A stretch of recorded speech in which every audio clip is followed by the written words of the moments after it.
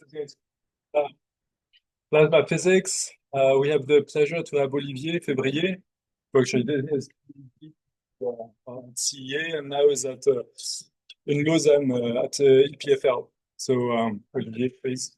Yeah, thank you, Guillaume, for the introduction. Thanks everyone for coming. So yeah, I'm Olivier Février, and it's my pleasure today to present his experimental study of power exhaust negative singularity on Théorie. Of course, I would like to thank the organizing committee for inviting me, and also thanks the entire TCB team because it was really a team effort to look into negative singularity on TCB. The outline of the talk will be the following. First, I will give a very generic introduction to the power exhaust challenge. And then I will explain how negative triangularity may help us to overcome all some challenges identified in the first part. And then come to my conclusion. I should note that it's a festival de théorie, but the talk will be a bit different in that respect because it will be really experimental results. But first, let's start with an introduction to the power exhaust challenge in tokamak. And that part is based on materials kindly provided by a colleague, Holger Remernes. So maybe if we really take a step back and we think what we want to achieve fusion and we want to produce energy and produce electricity. And for that, we need to satisfy the Lawson criterion, which is basically that the triple product in density, temperature, and energy confinement time must be above some threshold. Now, what actuators do we have? We have the density, but in tokamak, we know it's going to be limited by the Greenwald limit, which I will introduce later. The temperature, but we want to place ourselves in the range between 10 and 20 kV. And the energy confinement time, which is a typical time scale for energy to leak out of the system. So this energy confinement time is an essential parameter in guiding power plant design. Its value is set by very complicated phenomena, basically transport in your core, which can be classical, neoclassical, turbulent, as well as radiative losses. And typically, for good fusion performances, what is typically assumed is that we are going to operate in what we call H mode. H for high confinement, where this energy confinement time is found to be 2 times larger than what you would have in an L mode plasma with the same parameter. And that is enabled by the formation of an H transport barrier, which is illustrated on this graph, where you can see it's basically a plot of your pressure profile in your device on the core, the separatists.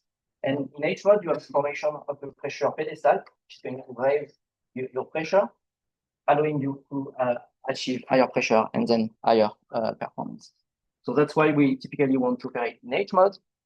You could still, if you really wanted to design a device in L mode, you could, so positive triangularity L mode, I'll explain later what that means. You could still do it, but it will likely imply either bigger device or higher magnetic field, which both comes at a cost. And just some caveat. For now, I'm going to focus on the baseline approach for a tokamak. So it means a diverted tokamak. So here you have the core, here you have the divertor with the X point here, in what we call positive triangularity. So if the axis of the machine is here, you can see that the overall shape looks like a D. And to achieve H mode, we have to make sure that the power crossing the separatrix, so it is the power that goes from your core to outside of the core crossing this red line, is above a certain threshold, which we call the LH threshold. And if it doesn't, you have the risk. Well, if it doesn't, you don't make it to H mode. And when you're in H mode, you need to stay above another threshold, which is the HL threshold. Otherwise, you fall back to L mode. So what are the implications of this mode of operation for a power plant, and in particular for power exhaust? So again, we take a step back. We want to produce electricity in the end, which means we need to be able to go to the grid with 300, 500 megawatts. That means we need to produce approximately 2 gigawatts of fusion power. And of course, we want to use as much as possible of the alpha power to reach plasma. Something that is important to consider, I'm not going to focus too much on it on that talk, is I'm going to talk a lot on power exhaust. So what do you do of the power that exits the plasma? One challenge that we should not forget is we also need to remove the helium ashes from the plasma. That also sets some constraints on the exhaust, but I'm not going to mention it too much in that presentation. Okay, so we want to produce 2 gigawatts of fusion power. We run system codes, so basically code that rely on scaling law to design what the power plant should look like. And what we find in the typically European demo approach is a machine with an heating power of approximately 300 megawatts. So what happens is you have your power input. So here we assume Q equals 40. So that's the exciting drive. You have your alpha heating by fusion. So 450 megawatt of input power. Some is going to be lost to Bremsstrahlung and synchrotron. And you have an effective plasma of approximately 300 megawatts. For the numbers, you can refer the paper by Holger Remerdes if you want more details. We also need to make sure, but it comes back rather to the question of helium ashes, that we don't have too much helium in the core, and so that restricts the concentration. And I discuss it in the next slide. We also need impurities, not too much to be able to stay in H1. Okay, so we have 300 megawatt of power going into the core, so that's good. Heating. Now, as we said, we want to operate in H mode. So we need to have enough power crossing the separatrix to maintain H mode. And again, from scaling law, that means in a demo-sized device, we need 150 megawatts of power crossing the separatrix. So what that means is in the core, we can radiate at much, the maximum 150 megawatts. And then let's the other 150 megawatts flow to the diverter. And as I said, just side remark, the plasma density is going to be limited by the green band limit, which scales with IP. So that's the boundary conditions for the core. We need to remove 100. We have 150 megawatts continuously leaving the core towards the boundary plasma. Now, if we look at the other side of the device, which are the diverter targets, so the ones that are going to be ultimately exposed to that power. In terms of material, we don't have so much choice. We have to use tungsten. Why tungsten? Because high melting point, good thermal conductivity, relatively low erosion rates, and low fuel retention. That low fuel retention is, for instance, when qualified carbon. Otherwise, the tritium balance of your machine would become a problem. Now, from technology, we know that the perpendicular flux to the tungsten monoblock must be approximately below 10 megawatts per meter square. And we want to keep this tungsten monoblock in the shape, let's say. So we should limit the sputtering or the erosion. And that implies that the electron temperature at the target should be below 4 to 5 electron volts.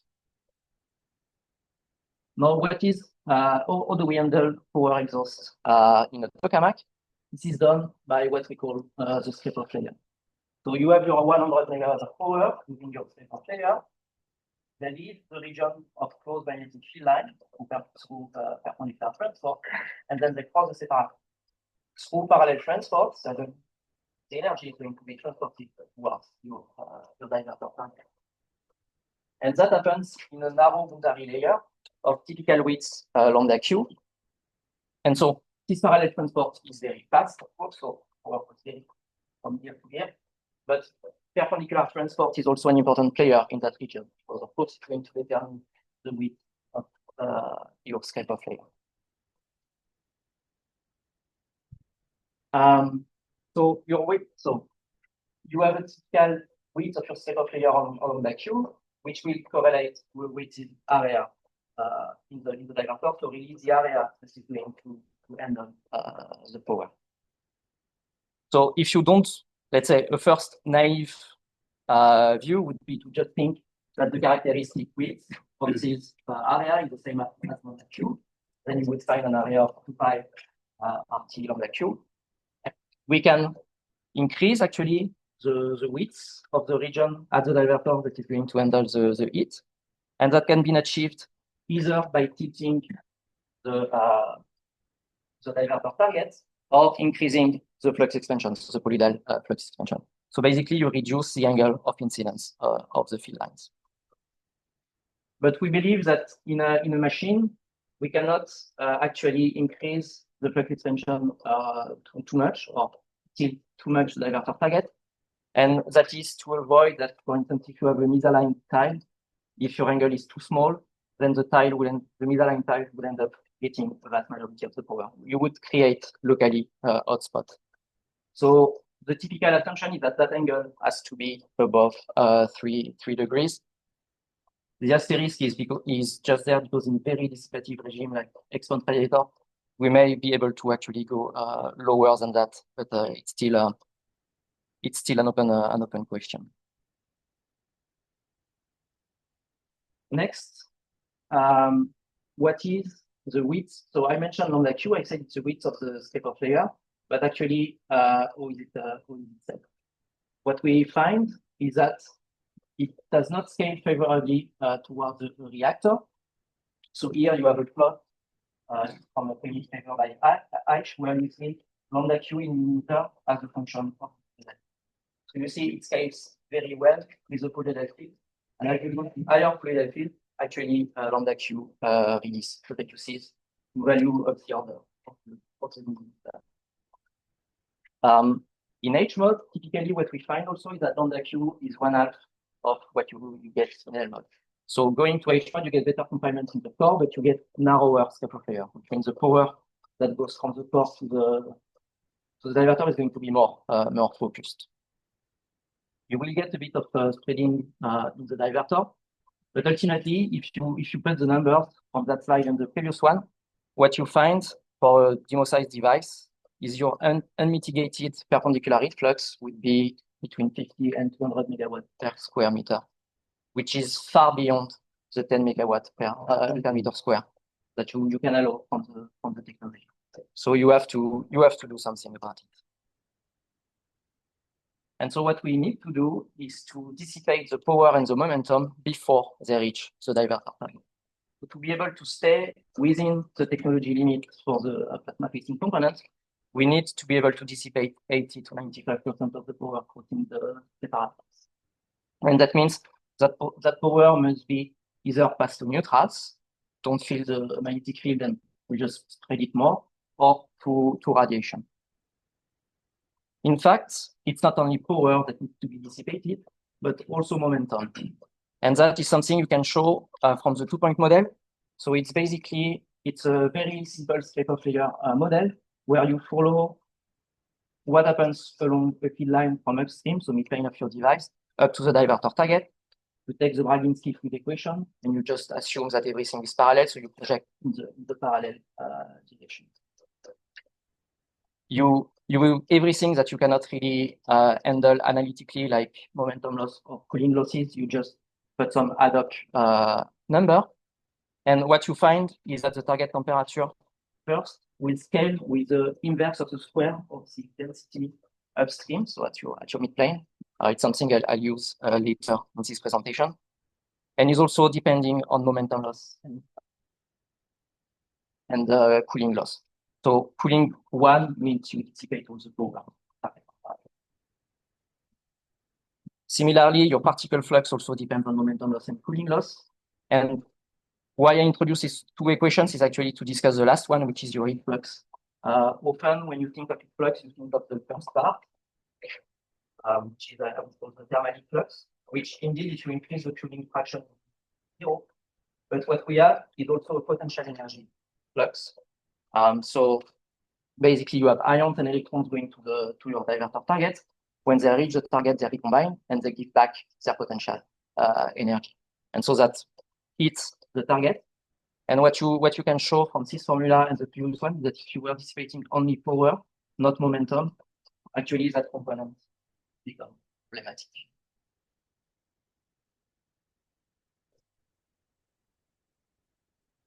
So how do we achieve that in practice? With a large variety of atomic mechanisms. So first, impurity radiation. So typically line radiation by whatever impurity you have in your divertor can be intrinsic or extrinsic if you inject. And that typically happens for T above 10 electron volts. It really depends on what kind of impurity you use. You will have some loss by ionization and hydrogenic radiation, typically between 5 to 10 eV. Charge exchange. So your plasma is going to exchange power and momentum with neutral particles. So that's a very effective way to remove momentum, typically between 10 and 1 eV. Molecular recombination. So molecular activated recombination or electron recombination.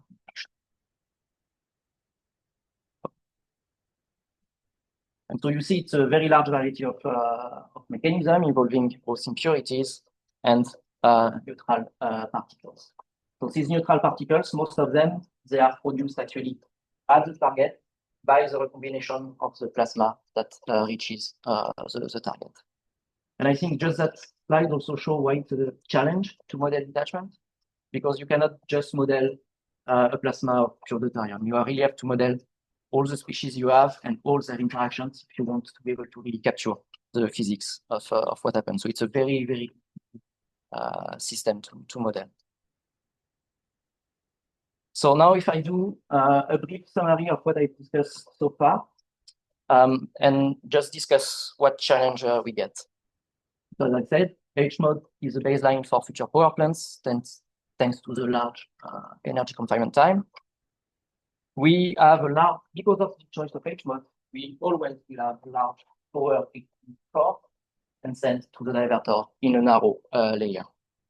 We have some technological limits on the plasma-facing components, and we have to operate in the so-called detached regime, where we need to remove heat and momentum by interacting with neutral and impurity radiation. And the challenge in general is known as storage integration. There will also be a talk by Livia, I think on Friday. So basically, you want to dissipate as much energy as possible. That part is that part.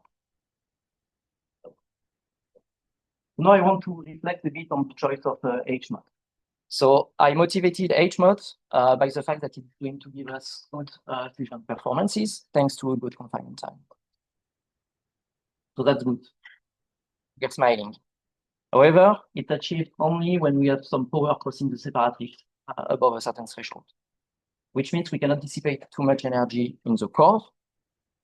So we have at least PLH flowing to the divertor, and we always have the risk of an H-shell transition. So if suddenly you have a bit too much radiation in your core, your confinement drops, and that energy is sent to your divertor. So you may have transient events that can be catastrophic. And also that constrains the scenario you can do. You have some minimum heating power in your core. You get lower escape-off layer width, so typically twice lower than in L mode. And something I have not mentioned yet are what we call ends for edge-localized mode, which are quasi-periodic relay section of the pedestal. So I was showing this figure initially, so you have still it's a radial profile of the pressure in H mode. And what happens is that this region can be unstable, and it will periodically relax. So basically, it will relax. Sorry. And the energy contained in that region will basically be expelled toward the divertor. It will collapse. That's the word I was looking for. So here you have a video from inside TCV. So it's a tangential camera, just looking at an H-mode plasma.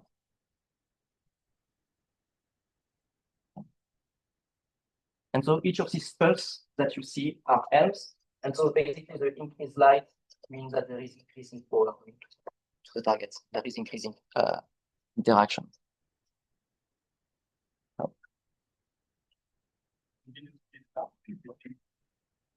That video is in real time.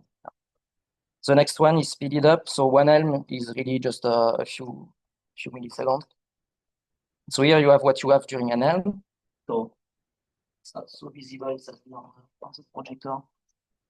Let me just go back to the beginning. So here we are before the helm.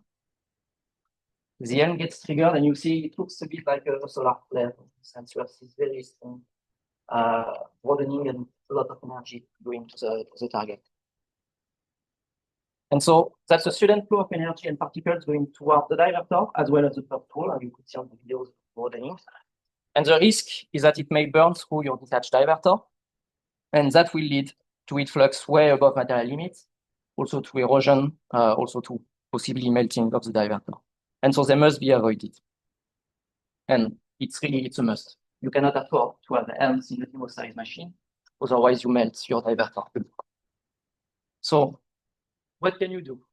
First, you can look for H-mode regimes without helms. So they do exist. There is also a large pool of them.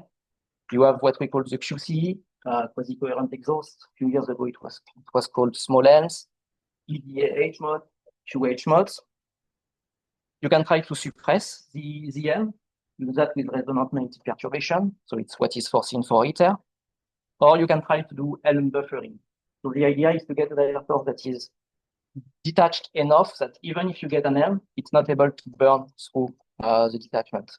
It's something that has been demonstrated on ASDEX with argon sealing, but it's still an ongoing topic.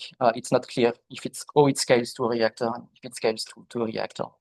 And in any case, any method you pick, but make sure that they are robust. Because if for some reason you have an helm that managed to pass through, you have a problem. So in this talk, I will explore another option. What if we stick to helm mode? So of course, we'll have lower confinement time. So that's not so nice. But we don't have power threshold. So we don't have to handle transitions, and we don't have to handle fast conditions. And we can dissipate more power in the core because we don't have a PLH. We have possibly a larger scaffold layer width. And the possibly, I will demonstrate why later in the talk. And we have no helm, so that big problem is solved. So, of course, what we could do is just design bigger machine or machine with higher field. But in this presentation, what I will explore is an alternative way, which is basically, can we increase confinement time in L mode to reach that of an H mode? And that is actually what is proposed in the so-called negative triangularity concept. So it's something that has been a pioneer on TCV, but since then explored on main machine. So D3D, ADEX, JET on the last day of operation, MASTU, West actually also can do negative triangularity. Where here, if you have your typical shape gamma with the axis of the machine there, what you do is you flip. So that's what we call negative triangularity. And it was observed on TCV early on and then confirmed by D3D that with such configuration, you can achieve confinement time that reaches the one of 8 mode while staying in 1 mode. So here you have an illustration of 2 discharge on TCV. So the red one is a positive triangularity one, the blue one is negative triangularity, and what you have are the temperature profiles for the electron on the left, ions on the right, in the core. Parameters that are matched, and very clearly you see that temperature is higher in negative triangularity on both ions and electrons. From the power exhaust point of view, of course, it's the same as I was saying before. We don't have an H mode, so no L mitigation. One advantage is because you flip the D, intrinsically your strike points are at a larger major radius. So that area which scales that 2 pi r will also increase. And also, if you go back to the 2-point model I was showing, you can show that should lead to a reduction of the temperature at that target. So that's beneficial. We don't have H mode, so we can hopefully radiate more in the core. No H mode, so possibly larger step of layer width, with a question mark that you will see later. And something that is still ongoing research is the access to a higher density limit. So D3D achieves routine operation way above Greenwald of 1 in negative triangularity. They reach Greenwald of 2, I think. It's not something we've been able to do on TCV, but we plan further experiment to try to understand why is that.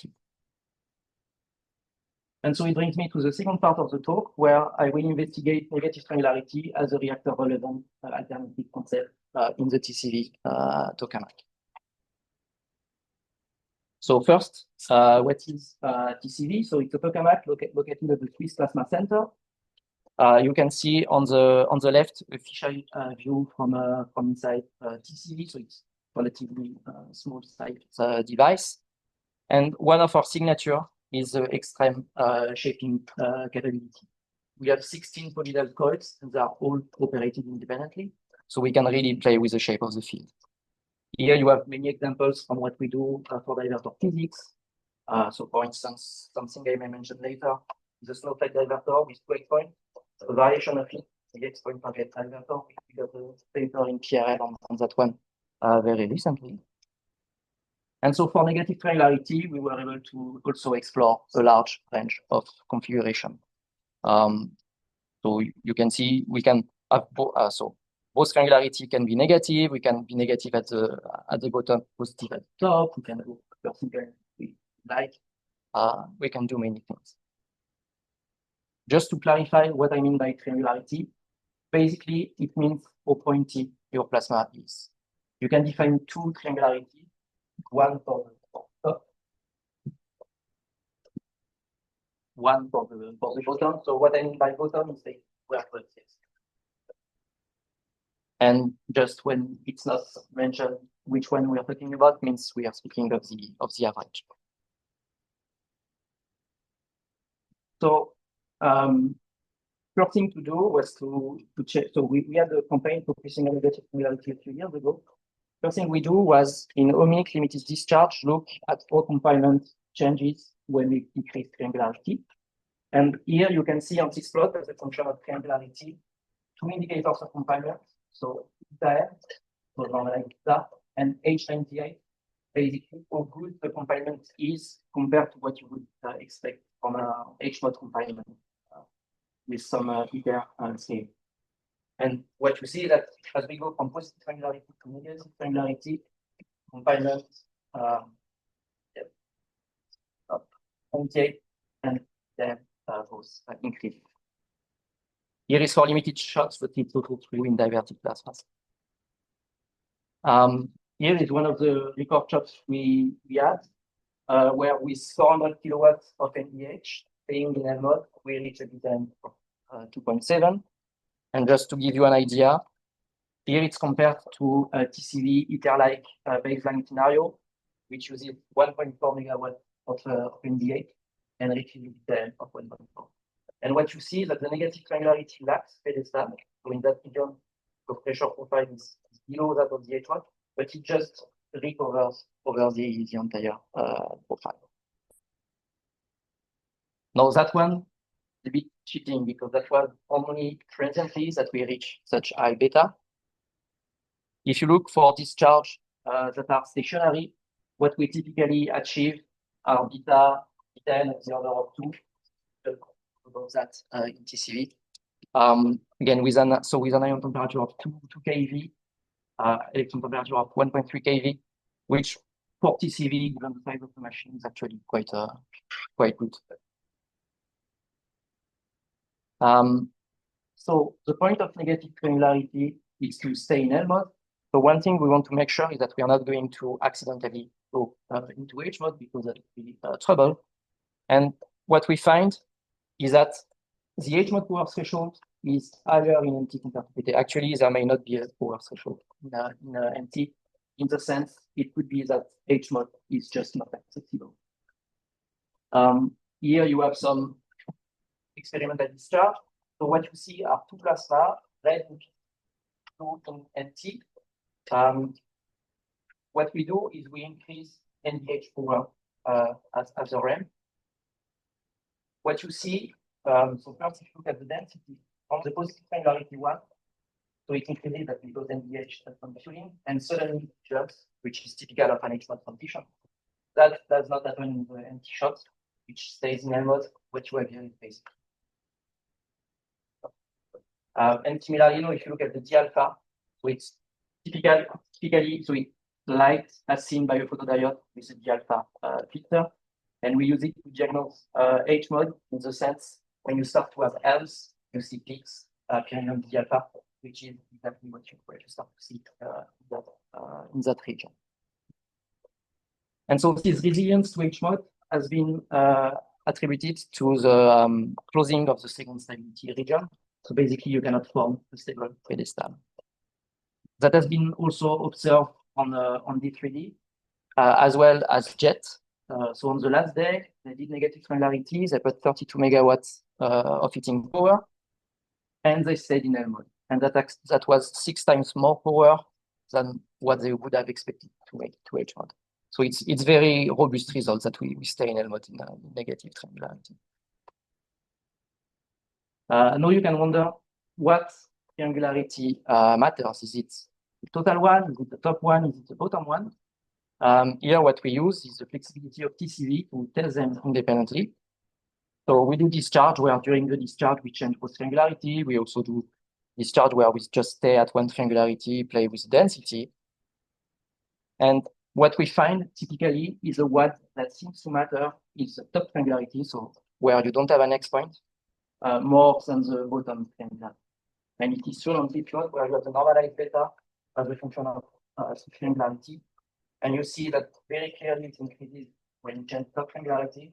With the bottom one, you have relatively variation. Actually, we have some indications that a slightly positive bottom one might actually also be beneficial. And that is attributed to a stronger influence of the flux surface shape when you change the triangularity where there is no X point. And this effect seen in experiment has also been recovered in gyrokinetic simulations. These gyrokinetic simulations have shown in the work by Alessandro Balestri that there is a role of aspect ratio. So as you go to low aspect ratio to spherical tokamaks, negative triangularity may lose actually its beneficial effect. There is actually a spherical tokamak dedicated to negative triangularity, SMART, in Spain. So it will be interesting to see with our first results if they recover that effect. Now I come to the part of the talk that really constitutes the work I've been involved with, which is looking at power exhaust in this plasma. So we had previously some experiments and theoretical work that were showing that lambda Q may be smaller in negative triangularity compared to positive triangularity. So for instance, you have the work by Kuntak, and maybe say a few words this afternoon, potentially making detachment more difficult to reach. So in the following, what I'm going to show is compare plasma in negative triangularity with plasma in positive triangularity with similar core scenarios. So I'm going to compare L mode, for instance, in both cases. The idea being really to see the effect, the intrinsic difference between positive and negative triangularity.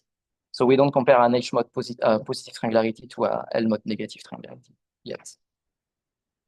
And the detachment access will be done through core density ramp.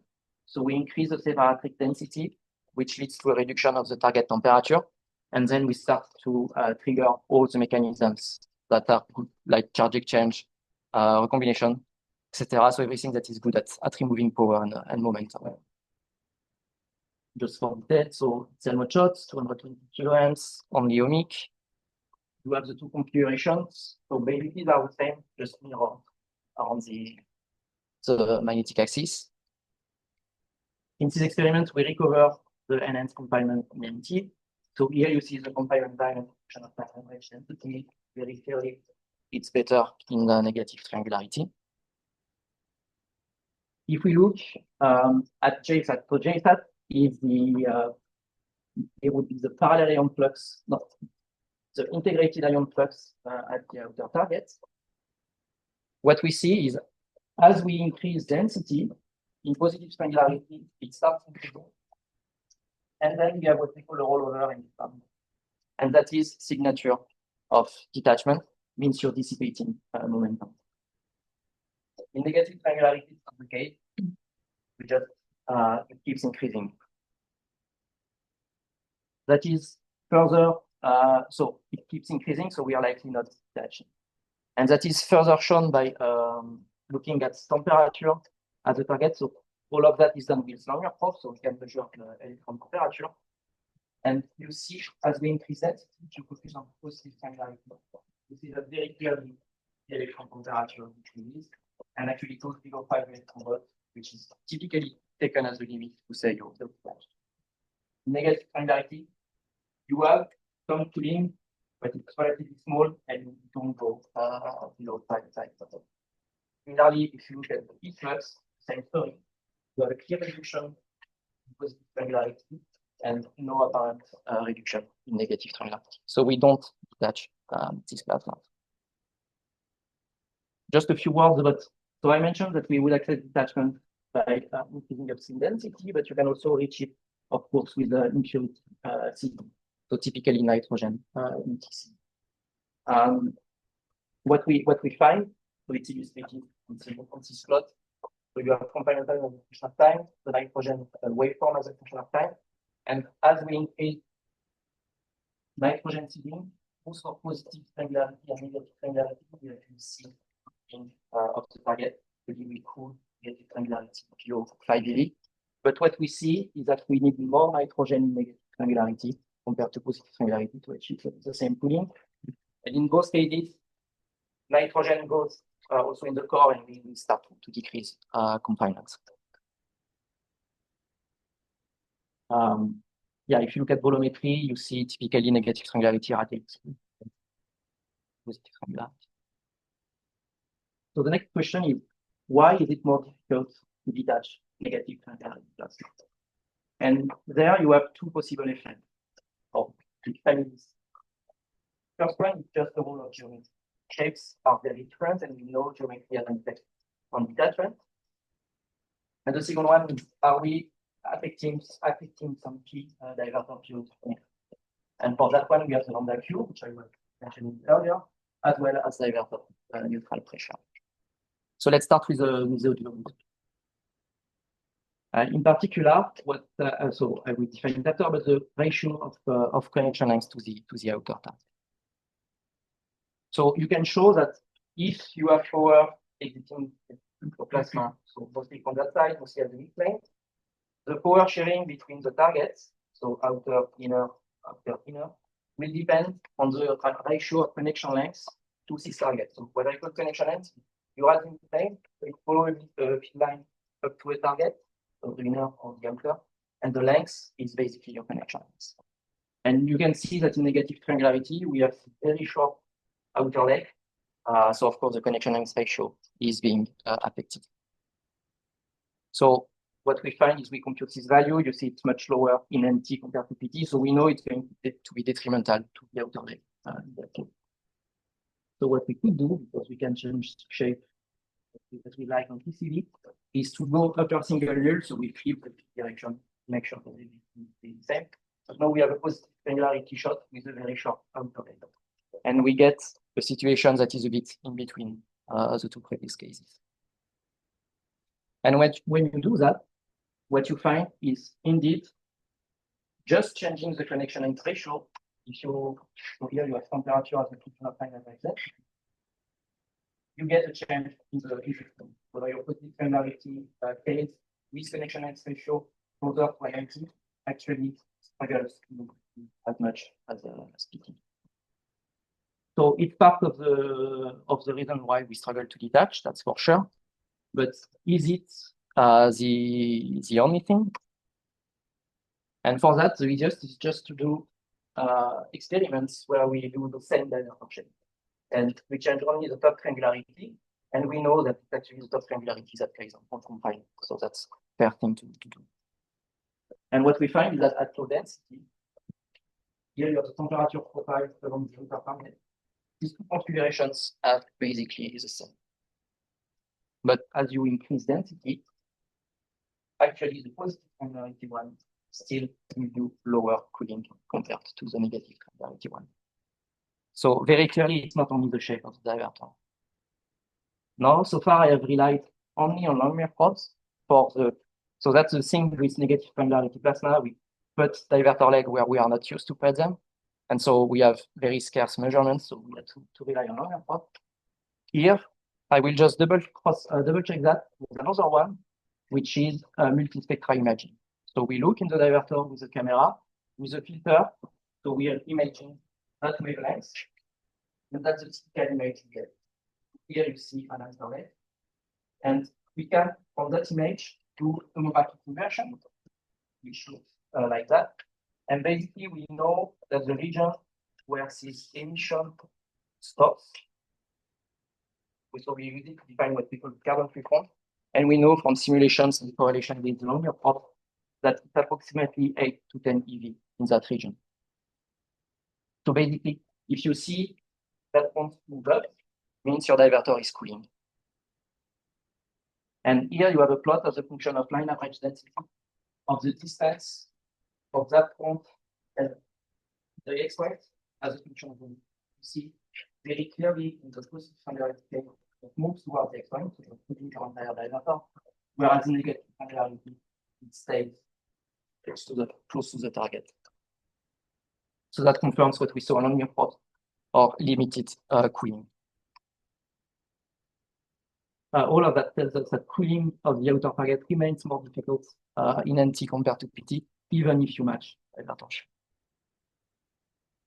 So the next step in the journey is to try to see what other parameters were affected. And of course, one very important parameter in the scraper layer is lambda Q.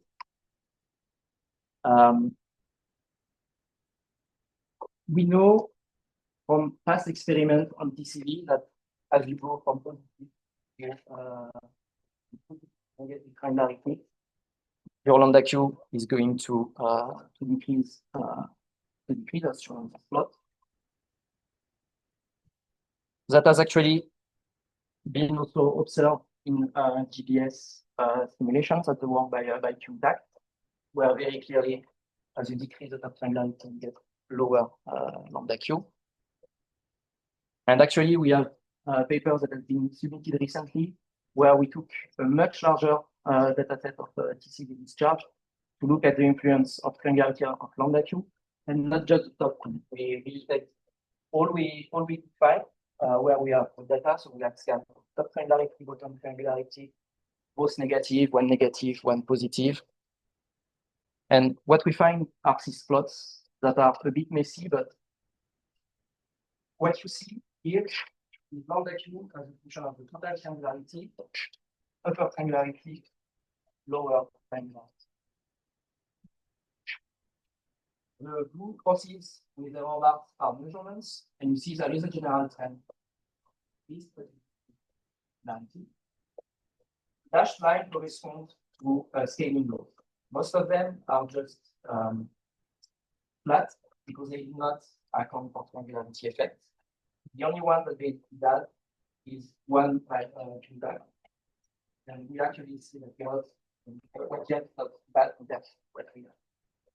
Now, if it's a question of upper or lower triangularity, maybe we start from the lower triangularity.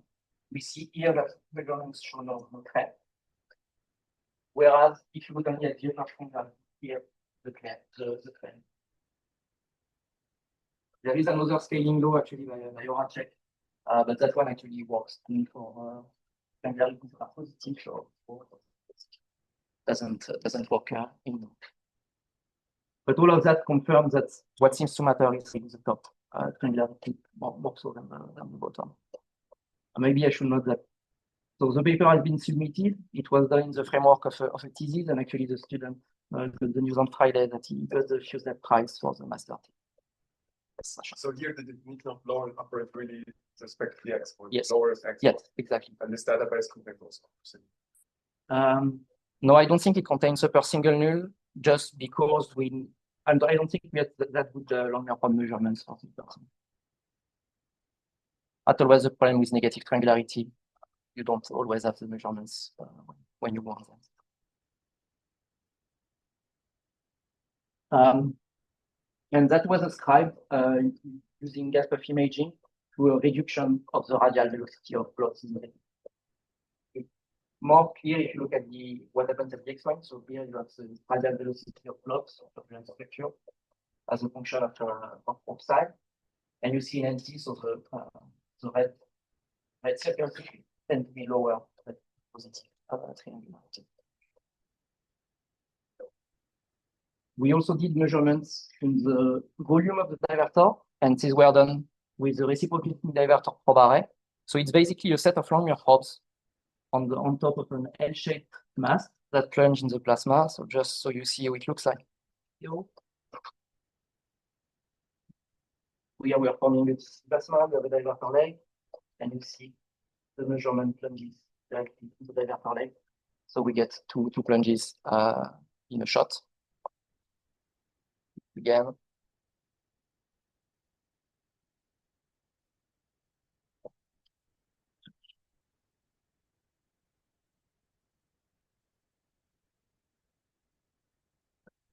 And when you do that, what you find is that in the divertor, so what you have are the measurements here, and top density, bottom the electron temperature, left is positive triangularity, right is negative triangularity. And what we find is that in positive triangularity, we have a very clear broadening of the density profile, which is not found at all in negative triangularity. As if there was very little perpendicular transport in the divertor. Such effect is also seen when we try to match experiments with sol PS, for instance, or foliage. Negative triangularity, typically we have to reduce the diffusion, the perpendicular diffusion coefficient to match experiments. And so that is in preparation for a paper by Garance, PhD student focusing on negative triangularity. And finally, one last effect we could look at is divertor neutral pressure. So neutral pressure basically tells you how much you have neutrals you have in the divertor, and these neutrals interact with your plasma through charge exchange to dissipate energy. So it's one of the key metrics for your divertor. And what we observe is in this chart with matched divertor geometry, as we increase density, divertor neutral pressure is definitely lower, negative triangularity. So that is consistent with more difficult aspects. Neutral pressure is a very difficult, it's easy to measure, but you have to be very careful in the interpretation because it can depend a lot on the machine condition.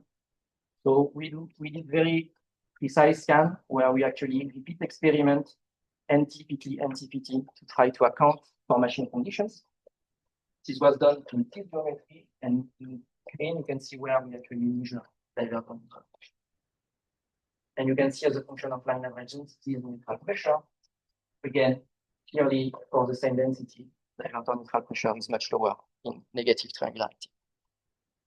All of that hints at a different particle balance than in PT discharge, but it's still something we're working on to understand. So now I come to the last part on the investigating negative triangularity. I want to speak high performance detached negative triangularity plasma. So we know detaching negative triangularity plasma is difficult, but we still want to do it. So we are going to play all the cards we are and try to achieve. One first thing we can do is increase divertor neutral pressure. We know it's lower, but we know if we can do it, we know it's going to happen. Now here you have a fisheye view from inside this, and it's a very open vessel, which means that neutrals that are recycling from your target, while surface ion electron condition, they can easily fly everywhere, particular towards the core. So what we've done in recent years is to add what we call buffers. So it's really graphite structure that separates the TCV chamber in basically two parts. And what happens is if you have a neutral recycling that would like to go toward the core, is going to impact on the baffle and be sent back towards the diverter. Here you just have an example of these baffles. It's just, we call it silo for short inner, long outer. It's just you may see the acronym later in some plots. And of course, that is compatible with negative granularity because we know that what we have to change, the confinement is only the top one. Changing the bottom one is a bit problematic because baffles would go on the way.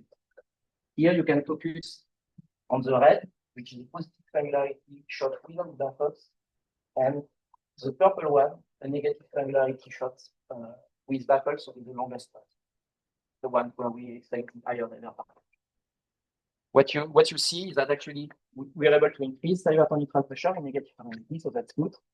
But actually, even especially if you go in CISA, it's not with baffled negative granularity is not a lot better than without baffles.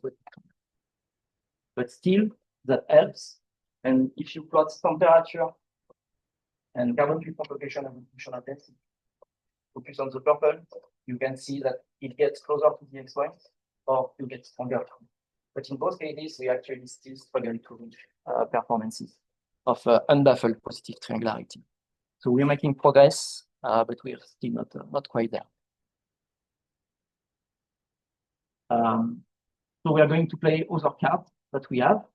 And here I'm going to change a bit because what we've done before was looking only at OMI plasma. So we were interested in really understanding detachment in negative triangularity. Now I want to also show compatibility with good performances. So we are going to use NDH to read the plasma. We go to slightly lower plasma current, and that's because that's at that current that we have the good HMOD scenarios for comparison. And I'm going to use two heating schemes, either 750 kilowatts for negative triangularity L mode and the positive triangularity L mode, or 1.3 megawatts of NDH, that will be for the positive triangularity. And here you have the shape together with the color code. If we look at what we have in terms of performance, so here you just have for reference heating and density. It's tricky to match density to the beam that a lot of you don't. So we have to live with whatever the plasma decides. But if we look at the performance achieved in such configurations, so in red, you have the positive triangularity H1. Here you have theta n. So we see it starts with a beta of 2. Unfortunately, that one has a very large symbol. It goes to drop 1.8. So just remember approximately 2 at the p-value 0.1. And it goes a negative triangularity, which peaks at 1.8 and actually is able to maintain it. Here it drops at a very strong point. If you look in the H98, you actually find that they have very similar values. So it means that here the H1 is the one that is still performing the best, but the negative triangularity case is not so far low. If you look at the positive triangularity L mode, it's basically half performance of the previous one. So clearly negative triangularity brings us performances. We can look, here is just temperatures in the core support. Electrons, ions, we can see the triangularity actually that's performing. And here you see temperature at the target. So as we start nitrogen ceiling here, in all cases, you have a very strong cooling. Although negative granularity starts with a bit of an edge compared to the positive granularity.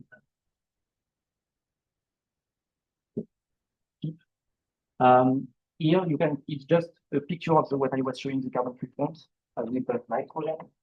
And very clearly you see the diverter get darker and darker. It's getting colder and colder. Looking at bolometry, actually what we see is the formation of what is called an external radiator. I think there will be, or there have been some talk already that introduced the idea. But basically radiation focuses the X-point in this scenario. And as you have nitrogen, a bit freeze. And that has a small effect on confinement, but not that dramatic. Now I come to the conclusions. So negative triangularity appears as a good candidate for an entry for an operation. It is associated with several advantages from the power point of view, mostly the absence of ELMS and the fact that we don't need PSEP above PLH. So we can afford to radiate in the core if we'd like to. The experiments of TCV have demonstrated enhanced confinement associated with negative triangularity, but that power exhaust remains a challenge, and it's a combination of effects. Geometrical, in terms of connection lengths, we have strong indication of smaller lambda Q. I think D3D also sees the same, and lower divertor neutral pressure, probably linked to different particle confinement. In this talk, I focused a lot on TCV, but D3D has done a lot of very good work on the same questions, and they basically find the same idea. The difference is they managed to push higher in density, and so they actually achieved attachment where we still struggle. And very recently, we have demonstrated that we can achieve detached triangularity configuration compatible with baffles and with carbon close to H1. Actually, not shown here, but we have very recent shots that actually really match the H1 PT. They are presented this afternoon at TPS by Garance, actually. And just now a few words on the future of TCV and also how it may apply to negative triangularity. So we are exploring what we call the tightly baffled long leg divertor, a concept that we think may improve coverage compatibility, and that may be compatible with negative triangularity. And here you have some pictures. So if you remember, I said we wanted to close the divertor to keep the net path to them, and what we did close the baffles. What we want to do now is to really put a divertor that would be like you see for the outer leg, to really keep the neutrals that are produced here in that region and reach very nice divertor. And so here you have an illustration of the phase 1 of the project, which will come in the machine next year. You see it's compatible with the formula. Here you have a drawing from it looks like we actually had the design review a few weeks ago, so you're among the first one not at that point to actually see that picture. And basically what we want, run the machine in that configuration, understand what happens compared to models, GPS, for instance, like GPS, and then use it for a phase 2, where we really want to integrate that concept with an optimized core solution. And one of the leading candidates is negative triangularity. And so here is just a sketch of how that could look like. And so that would be for 27, 20, 28 maybe. And with that, I give you. Thank you.